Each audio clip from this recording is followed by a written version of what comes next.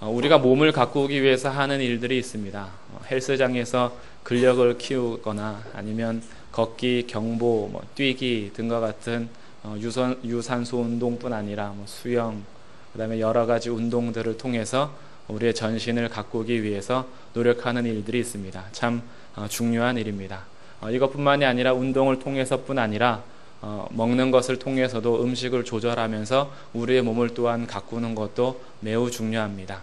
하나님께서 우리에게 주신 육체를 가꾸는 것이 그만큼 중요하며 또 몸을 우리가 하나님 앞에 영광 올리기 위하여서 우리의 몸을 가꾸는 것은 우리가 신경 써서 그리고 감사함으로 해야 하는 일 중에 하나가 바로 몸을 가꾸는 일입니다. 그러나 우리는 여기서 몸을 가꾸는 것에만 그치지 않고 우리의 영혼을 가꾸면서 우리의 전 인격적으로 아름다운 사람이 되기 위해서 반드시 해야 하는 일이 있습니다. 우리가 아름다운 사람으로서 자신을 가꾸기 위해서는 하나님의 말씀 앞에서 자신을 돌아보는 일을 해야 합니다.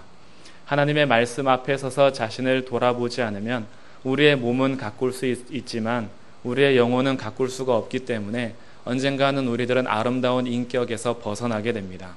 그러다 보면은 하나님께서 우리를 지으신 목적대로 하나님의 형상을 회복하는 것이 아니라 결국은 이 땅에서 그냥 자신을 가꾸다가 이 땅에서의 삶으로 만족하며 끝나게 됩니다.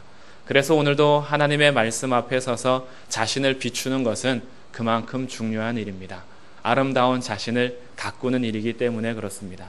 오늘 하나님의 말씀을 같이 듣고 나누시면서 오늘도 우리의 자신을 아름답게 가꾸어 가시는 시간 되기를 주님의 이름으로 축복합니다. 오늘 본문은 12절부터 시작이 됩니다. 사도 바울은 3차 선교 여행을 거쳐가면서 원대한 꿈이 하나 생겼습니다. 1차, 2차, 3차 여행을 다니는 중에 바울에게 생긴 꿈은 땅끝까지 이르러서 증인이 되는 것인데 바울 당시의 땅끝은 서바나입니다. 서바나는 오늘날 스페인입니다. 그럼 스페인까지 가는 것이 땅끝이라고 생각했기 때문에 바울에게 있어서 서바나 가는 것이 하나의 꿈이었습니다. 근데 그 서바나를 가기 위해서 거쳐야 하는 원초기지, 자기가 전초기지로 삼고 싶은 도시가 로마입니다. 그래서 로마로 가고 싶었습니다. 당시 서바나는 로마의 국경 안에 들어오지 않기 때문에 로마를 거쳐서 로마에서 자기를 돕는 교회들을 통하여 서바나까지 가고자 하는 것이 바울에게 생긴 꿈이었습니다. 그렇게 원하던 꿈을 이루기 위하여서 로마로 들어오긴 왔는데 바울이 생각했던 것처럼 선교사의 모습으로 들어온 것이 아니라 바울은 죄수의 신분으로 오게 됩니다. 예루살렘에서 체포가 되어서 소송 중에 가이사에게 상소하여서 배를 타고 로마까지 압송되게 됩니다. 그런데 오는 중에 폭풍우도 만나고 죽을 뻔한 위험도 거치면서 그렇게 도착한 것이 로마입니다. 로마에 와서도 자유의 몸이 되지 않고 가택연금 상태에서 감옥에 갇힌 상태에서 사람들을 만날 수는 있었으나 자유로운 몸은 아니었던 것이지요. 그러니 이렇게 갇힌 자의 모습으로 로마에 와 있는 상태가 지금 바울의 상태입니다. 그리고 그 감옥에서 쓴 편지 중에 하나가 저희가 요즘에 말씀을 나누고 있는 빌립보서입니다. 이 빌립보서는 이렇게 감옥에서 빌립보 교회를 향하여 쓰고 있기 때문에 우리들이 빌립보서를 읽을 때 알아야 되는 중요한 상식은 지금 바울이 쓰고 있는 배경은 로마다라는 것을 아셔야 합니다. 로마에서 쓰는 것이며 수신자는 빌립보 교회라는 것을 염두에 두면서 바울의 편지를 읽을 때 1차 하나님의 목적을 우리는 바르게 알게 됩니다. 12절에서 바울은 자기가 이렇게 자신의 얘기를 풀어갑니다. 형제들아, 내가 당한 일이 도리어 복음 전파에 진전이 된 줄을 너희가 알기를 원하노라. 빌립보 형제들에게 자기가 당한 일을 생각하면서 내가 생각하면 생각할수록 분하고 답답한 일이 될 수도 있는 이 당한 일을 오히려 도리어 복음 전파의 진전이 된 줄로 알기를 원한다라고 하면서 자기의 심정을 풀어갑니다. 사도 바울에게 목적은 서바나입니다. 그러면 지금 감옥에 갇혀 있다라는 것은 굉장히 답답한 심정입니다. 빨리 서바나까지 가야 합니다. 땅끝까지 이르러 증인이 되어야 합니다. 그런데 자신은 갇혀 있습니다. 여기서 나갈 수가 없습니다. 그러면 이 답답한 상태를 가지고 예전에 바울 같았으면 성질이 날 터인데 바울은 지금 믿음의 눈으로 자신을 재해석해 보니까 내가 당한 일이 도리어 복음 전파의 진전이 되었다라는 것을 알게 됩니다. 그래서 답답한 일이 아니라 오히려 복음에 막힘이 없다라는 데 있어서 기뻐하면서 편지를 쓰고 있는 것입니다. 자신은 매여 있지만 복음 전파에는 진전이 있었던 것입니다. 그래서 사도 바울이 깨달았습니다. 사람은 매일 수 있으나 복음은 매일 수가 없구나. 이것을 알게 됩니다.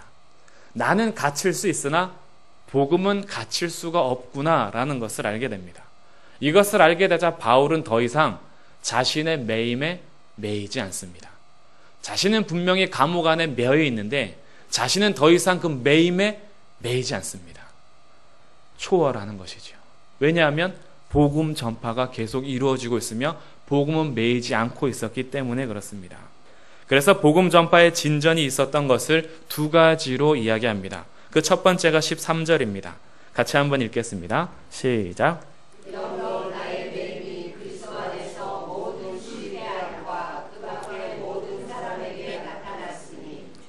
첫 번째 복음 전파의 진전이 된 것은 사도 바울의 매임이 모든 시위대 안과 그 밖의 모든 사람에게 나타났다라는 것인데, 여기에서 나타났다라는 것의 핵심은 그리스도 안에서 나타났다라는 것입니다.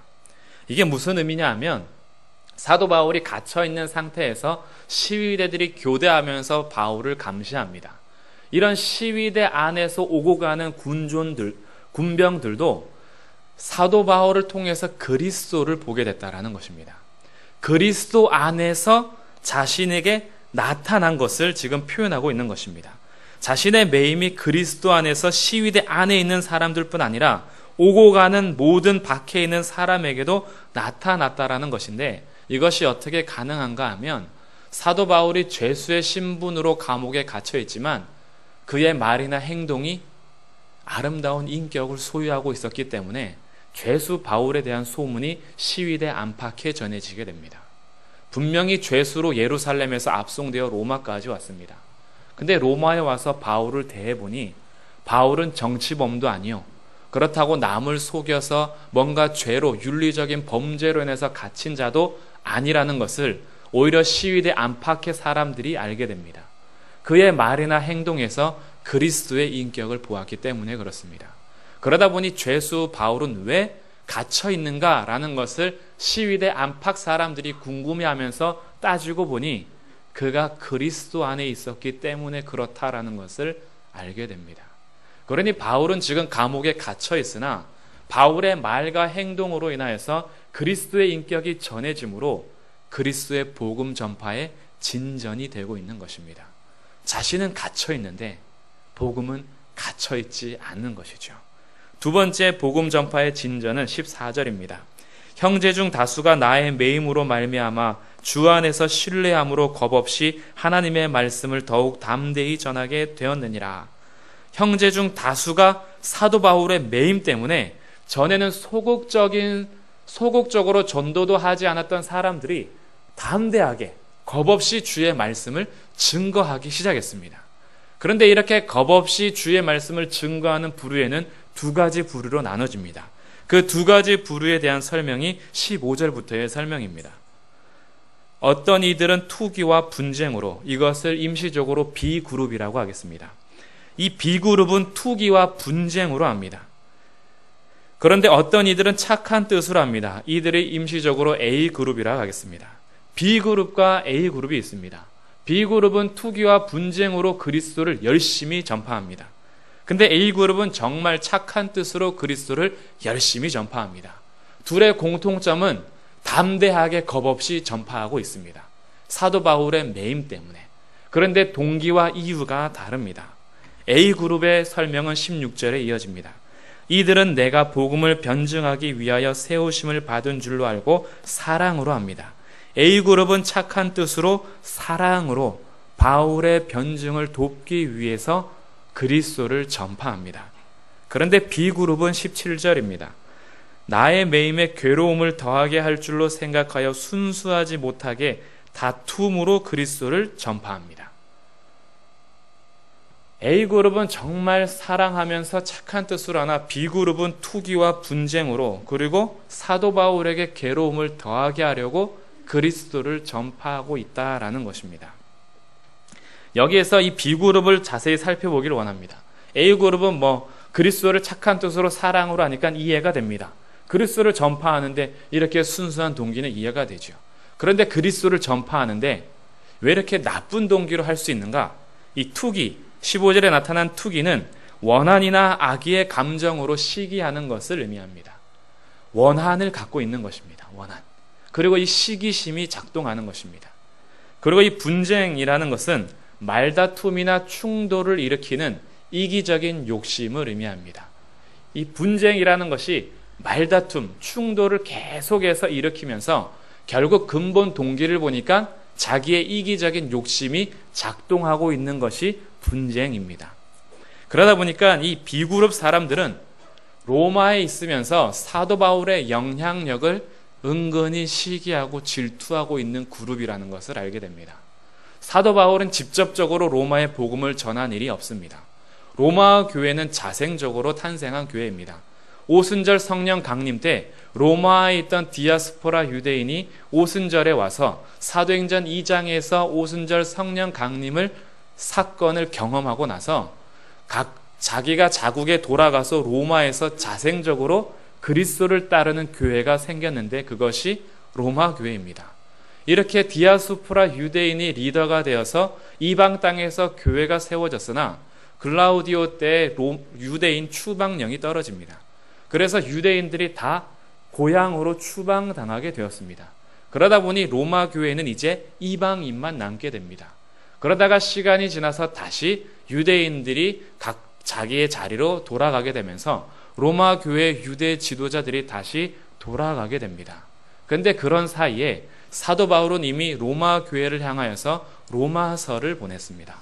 로마에 보낸 편지를 통하여서 서번하러 가고자 하는 자기의 뜻을 펼친 것이 로마서입니다. 그러다 보니 로마서는 굉장히 교리적입니다. 복음을 압축해서 설명하고 있기 때문에 그렇습니다. 그러면서 자기의 뜻을 전하면서 로마 교회가 전초기지가 되기를 바란다라는 유언장과 비슷한 것이 로마서입니다. 그래서 로마서를 듣고 나서 로마 교회의 바울의 영향력이 지대하게 커졌습니다. 이것을 유대 지도자들은 시기하고 질투하고 있었던 것입니다. 그런데 그 유명한 바울이 멋진 목회자와 선교사의 모습으로 온 것이 아니라 죄수로 압송되어 온 것입니다. 그래서 이 B그룹은 이때가 기회다 싶어서 정말 앞서 다투듯이 투개와 분쟁으로 사도 바울보다 더 유명해지고 사도 바울보다 더 영향력을 끼치기 위한 이기적인 욕심으로 그리스도를 열심히 전파합니다. 그리고 이렇게 그리스도를 열심히 전파할 때 나타나는 열매들을 보면 갇혀있는 바울이 얼마나 괴로울까. 그래서 괴로움을 더하게 하려고 복음을 그리스도를 더욱더 전파합니다. 사도 바울의 입장에서는 굉장히 속상한 일이지요. 그러나 사도 바울은 이렇게 얘기합니다. 18절 같이 읽어보겠습니다. 시작. 그러면 무엇이냐? 거칠애로 하나 참으로 하나 무슨 방도로 하든지 전파되는 것은 그리스도니 이로써 나는 기뻐하고 또한 기뻐하리라. 아멘. 무엇이냐? 거칠애로 하나 B그룹이죠. 참으로 하나 A그룹입니다. 이 B그룹이든 A그룹이든 어떤 방도로 하든지 전파되는 건 그리스도가 아니냐.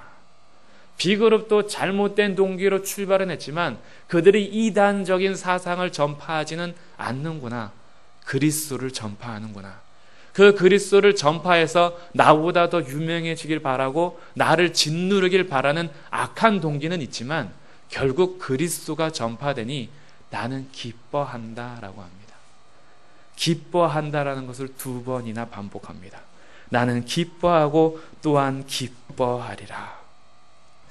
사도 바울은 어떻게 이렇게 흐트러짐이 없을까요? 가끔씩 이 사도 바울의 편지를 읽거나 일생을 보면 이런 질문이 던져집니다. 사람인가? 사람이 아닌 것 같습니다. 그럼 사람이다라고 할 때 물론 사람입니다. 그럼 또 하나의 질문이 따라옵니다. 죄인인가? 물론 죄인입니다. 우리와 똑같은 죄인일 뿐 아니라 자기 스스로 죄인 중에 우두머리, 괴수다라고 고백했으며 사도 중에 지극히 작은 자여 성도 중에 지극히 작은 자보다도 작은 자가 자신이라고 얘기합니다. 비방자였으며 폭행자였고 자신은 끊임없이 그리스도를 박해하는 박해자였다라는 것이 자기의 정체였습니다. 그럼에도 불구하고 사도 바울은 감옥에 갇혀서 죽어가는 말년에 어떻게 이렇게 흐트러짐 없는 자세를 유지하고 있을까요? 감옥 안에 갇혀서도 그리스도의 인격으로 말과 행동이 표현되니까 시위대 안팎에 그리스도가 전파되고 자신을 비방하는 투기와 분쟁으로 인해서 그리스도를 그렇게 전하고 있음에도 불구하고 그리스도가 전파되는 것만으로 기뻐할 수 있었던 그 이유는 무엇일까요? 사도 바울과 우리의 차이는 어디에 있을까? 그것이 20절과 21절에서 나타납니다. 같이 한번 읽겠습니다. 시작. 나의 간절한 기대와 소망을 따라 아무 일에든지 부끄러워하지 아니하고 지금도 전과 같이 온전히 담대하여 살든지 죽든지 내 몸에서 그리스도가 존귀하게 되게 하려 하나니 이는 내게 사는 것이 그리스도니 죽는 것도 유익함이라. 아멘. 사도 바울과 우리의 차이점을 한번 찾아본다면 사도 바울의 목표와 사도 바울의 방향이지 않을까 생각해 봅니다. 사도 바울의 일생의 목표와 방향은 그리스도가 존귀하게 되는 것입니다. 여기에서 20절 존귀하게 되게 한다. 이 존귀하다라는 말이 크게 하다, 확대하다라는 의미입니다. 그러니 사도 바울에게 있어서 자기의 간절한 기대와 소망은 자기가 살든지 죽든지 자기 몸에서 그리스도만 확대되기를 원하는 것입니다. 자기는 죽어 없어져서 기억에 사라질지라도 내 안에 사시는 그리스도만 크게 보이는 것이 사도 바울의 일생의 목표였던 것입니다. 그러다 보니까 사도 바울에게 있어서 시대 안에 갇혀 있을지라도 자기의 꿈보다 자기가 서반하러 가는 꿈보다 더 영원하고 더 위대하고 근본적인 꿈, 내 안에 그리스도가 존귀케 되는 것, 이것이 우선순위였기 때문에 혹 지금 여기서 풀리지 못하고 죽을지라도 그리스도를 나타내는 데 있어서는 뒤로 미룰 수가 없는 것입니다. 사도 바울에게 있어서 만약에 그리스도가 존귀케 되는 것보다 자기가 땅끝에서 복음을 전하는 일이 우선이었다면 어떻게 해서든지 매임에서 풀리는 것이 목표가 되어야 할 것입니다. 그러기 위해서는 뇌물을 좀 줘도 되고 이런 일 저런 일 하다가 안 되면 정말 답답해서 하나님 앞에 부르짖거나 아니면 정말 상심해 있을 것입니다. 그러나 사도 바울에게 있어서는 나의 꿈이 서반하러 가는 것이지만 그것이 혹 이루어지지 않을지라도 나의 가장 근본적인 꿈, 그리스도가 존귀케 되는 일은 서반하러 가지 않고 감옥에 있을지라도 이룰 수 있는 꿈이었습니다. 그렇기 때문에 그리스도만 존귀케 하기 위해서라면 자기가 그리스도인으로서 복음에 합당한 말과 복음에 합당한 행동을 하는 것이 자기의 한 걸음이었던 것입니다. 그렇기 때문에 흐트러지지 않을 수 있었습니다. 방해꾼들 그리고 B그룹이 자기를 향하여서 그렇게 원한을 품고 그리스도를 전파하고 있을 때 억울하기도 하고 속상하기도 하지만 그래도 자기가 원하는 그리스도가 확대되고 있으니 기뻐할 수 있었던 것입니다. 이것이 사도 바울에게 있어서 간절한 기대와 소망이었던 것이죠. 캠프장에서 아르바이트 할 때가 있었습니다. 16년 전이네요. 그러기 때문에 가능했던 일인지도 모르겠습니다. 캠프장에서 어린아이들 6세부터 7세, 어리면 5세부터 7세를 봤는데 한 명당 약 80명을 맞습니다. 한 16년 전이니까 가능했겠죠. 요즘 같아서는 안 보낼 겁니다. 선생님들이 오지만 거의 캠프장 선생님들에게 맡기고 선생님들은 거의 소풍을 가십니다. 그럼 한 60명에서 80명을 맡아서 1박 2일 동안 캠프를 같이 하는데 아이들은 1박 2일이지만 일하는 사람에게 있어서는 아이들만 바뀔 뿐이지 계속 반복됩니다. 그러면 점심시간 전후로 한 그룹을 보내고 새로운 그룹을 맞이합니다. 보낼 때 오리 꽥꽥 참새 짹짹 하면서 열 맞춰서 보내고 새로운 버스에서 내리는 새로운 아이들을 또 맞이하면서 오리 꾀꾀 참새 짹짹 하면서 숙소로 인도합니다. 그렇게 시작하는 12시부터의 일정은 밤 11시가 되면 끝이 납니다. 캠프까지 다 하는 거예요. 그래서 인형극도 하고 캠프파이어도 하고 중간에 승마도 태우고 수영장에서 물놀이도 시키고 그렇게 하루 종일 보내고 12시쯤에 잠이 들면 새벽 5시쯤에 일어나서 다시 아침 준비를 하고 아이들을 깨우고 기상해서 밥 먹이고 그 다음날 아침에 또 잠깐 물놀이 하고 또 보내면서 11시, 12시쯤에 점심 먹이고 보내면 또 새로운 아이들을 받습니다. 이렇게 한 60명에서 80명을 하다 보면 일주일 정도는 재미있습니다. 아이들이 워낙 재미있으니까요. 2주일 정도 지내면 몸이 지칩니다. 그러면 올 때부터 나 피곤한 사람이야 라는 표정을 짓습니다. 그럼 선생님들도 캠프장 선생님을 잘 건들지 않습니다. 얼굴에 써 있거든요. 아, 피곤하구나. 근데 새로운 아이들에게 있어서는 항상 첫 선생님입니다. 그들에게는 저의 피곤함이 전혀 계산되거나 생각되지 않습니다. 자신들에게는 처음 오는 캠프장이요 1박 2일 동안 재밌기만을 원하는데 저의 입장에서는 이것이 재미가 아니라 아주 막노동입니다. 그러다 보니까 온갖 인상을 쓰면서 저의 목표는 한 달이 지나고 빨리 월급 받고 일을 그만두는 것이 돼버립니다. 그러면 캠프장 내내 아이들에게 제 역할을 제대로 하지 못하게 됩니다. 그때 만약 제가 어린 나이지만 제 안에 그리스도가 존귀케 되는 것이 꿈이었다면 저의 캠프 아르바이트가 아마 조금 바뀌지 않았을까 생각합니다. 저에게 있어서는 그저 한 달 마치고 나서 돈 버는 것이 목적이었기 때문에 저의 피곤함을 알아주길 바라고 나 힘든 사람이야 라는 것을 표현하고 내색했는데 그때 저의 꿈과 목표가 그리스도가 존귀케 되는 것이었다면 혹시나 그때 제가 만약에 목사의 신분이었는데 누군가 와서 힘들어할 때 목사님 이랬다면 그때 목사님이라는 신분이 발각된 것만으로도 얼굴 표정이 바뀌었을 터인데 그리스도가 존귀케 되는 것이 저의 삶의 목표라고 했을 때 저의 말과 행동 하나 때문에 혹시 그리스도가 욕되게 하진 않을까? 내가 오늘도 피곤하지만 이 아이들을 제대로 섬겨서 내 안에 사시는 그리스도가 높아질 수 있다면 이런 목표로 나의 일상생활 그리고 캠프 생활을 보냈다면 아마 그 한 달은 달랐을 것입니다. 이것이 사도 바울과 저의 차이였던 것입니다. 사도 바울은 일생을 그렇게 살았습니다. 우리의 일상생활에서 그리스도가 존귀케 되는 것이 전혀 연관이 없는 것처럼 느껴질 수 있을 것입니다. 그러나 그렇지 않습니다. 그리스도가 존귀케 되는 것이 우리의 삶의 목표가 될 때 우리의 삶의 자세가 달라집니다.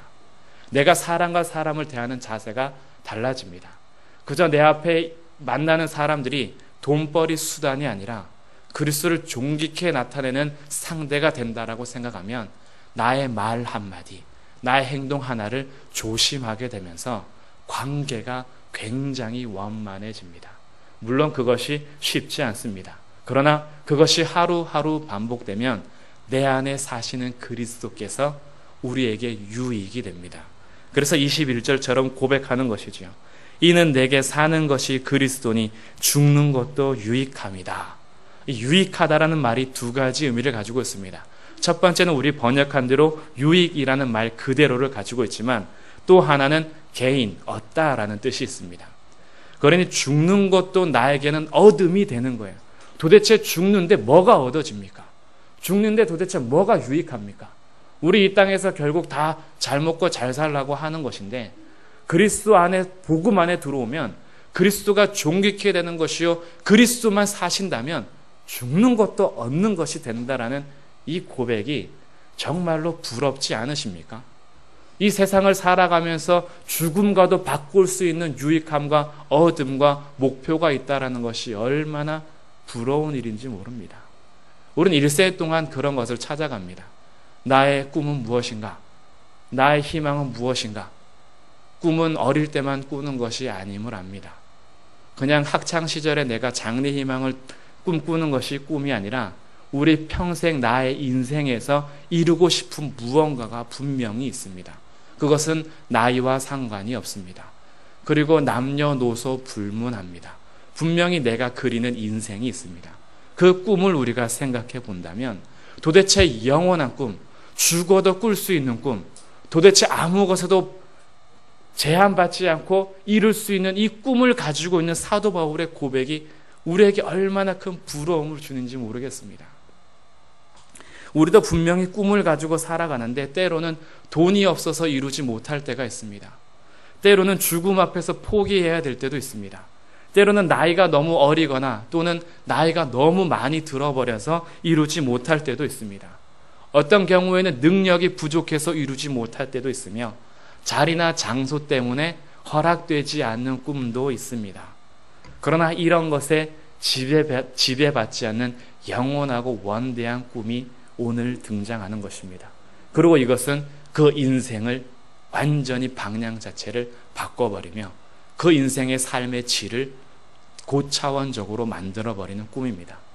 감옥에 갇혀서도 이룰 수 있는 꿈이요, 죽어서도 얻는 것이요, 돈이 없어도 이룰 수 있으며 어떤 환경을 초월해서도 가질 수 있는 꿈, 내 안에 그리스도가 존귀케 되는 것입니다. 그리스도가 존귀케 되는 것은 부자만 이룰 수 있는 것 아닙니다. 그리스도가 존귀케 되는 것은 건강한 사람만 이루어낼 수 있는 것이 아닙니다. 그리스도가 존귀케 되는 것은 권력자들만 이룰 수 있는 것이 아닙니다. 그리스도가 존귀케 되는 것은 그리스도를 가장 우선시하는 그리스도인들이 이룰 수 있는 꿈입니다. 그렇기 때문에 우리가 영원한 꿈을 꿀 수 있는 것, 이것이 20절과 21절입니다. 나의 간절한 기대와 소망을 따라 아무 일에든지 부끄러워하지 아니하고 지금도 전과 같이 온전히 담대하여 살든지 죽든지 내 몸에서 그리스도가 존귀하게 되게 하려 하나니 이는 내게 사는 것이 그리스도니 죽는 것도 유익함이라. 우리에게 유익은 무엇입니까? 우리가 얻는 오늘은 무엇입니까? 예수 그리스도 안에서 이 그리스도만이 우리의 영원한 어둠이 된다라는 것을 믿으시기를 주님의 이름으로 축복합니다. 세상에 치이지 않고 소유할 수 있습니다. 나의 환경이 어떤지 상관없이 우리는 누릴 수가 있습니다. 나이나 성별, 학벌, 빈부, 귀천을 떠나서 오늘부터 나의 영원한 꿈이 될 수 있으며 반드시 이룰 수 있는 꿈이 바로 그리스도가 존귀케 되는 것입니다. 그리고 그리스도가 존귀케 되는 것이 나의 꿈이 된다면 나의 일상생활이 흐트러짐이 없습니다. 어디서든지 어떤 자리에서든지 그리스도는 살아계시고 나와 함께 하시기 때문에 그렇습니다. 매사에 내 안에 사시는 그리스도께서 존귀되기를 바라는 마음으로 오늘 나의 말과 행동을 예수님 앞에 두시길 주님의 이름으로 축복합니다. 그리고 그분이 사시는 것이라면, 그분이 높아지는 것이라면 내가 죽는 것도 내가 얻는 것이요 유익이라는 이 바울의 고백이 오늘 우리의 고백이 되면서 바울이 누렸던 이런 은혜가 오늘 저와 여러분에게 흘러가시기를 주님의 이름으로 축복합니다. 기도하겠습니다. 하나님, 이 땅을 살아가면서 우리가 누리고 싶은 것들 참 많습니다. 하지만 이 땅에선 제한적입니다. 우리는 유한한 생명을 가지고 있기 때문에 그렇습니다. 그리고 우리들에게 능력이 제한되기 때문에 그렇습니다. 돈이 없어서, 나이가 안 돼서, 학벌이 안 돼서, 때로는 우리의 자리나 권력이 너무나 못 미쳐서 우리가 생각하는 것을 다 이루지 못하여서 내심 포기하고 답답해할 때도 있습니다. 하지만 하나님, 그런 것은 영원하지 않은 것임을 다시 보게 됩니다. 우리의 삶이 흐트러짐 없이 영원한 것을 추구하는 것은 우리 안에 사시는 그리스도라는 것을 다시 보게 됩니다. 그리스도가 우리 안에 사신다면 우리는 죽는 것도 유익한 것이기 때문에 세상에서 요구하는 그 어떤 것과 상관없이 이룰 수 있는 영원한 것임을 다시 보게 됩니다. 사도 바울의 고백이 우리의 고백이 되게 하여 주옵소서. 그래서 오늘도 우리가 사는 것이 내 안에 사는 이가 그리스도니 죽는 것도 유익함으로 우리의 간절한 기도와 소망을 따라 내 안에 사시는 예수 그리스도가 존귀케 되는 것이 우리의 삶의 목표와 방향이 되도록 은혜를 베풀어 주옵소서. 예수 그리스도의 이름으로 기도드립니다. 아멘.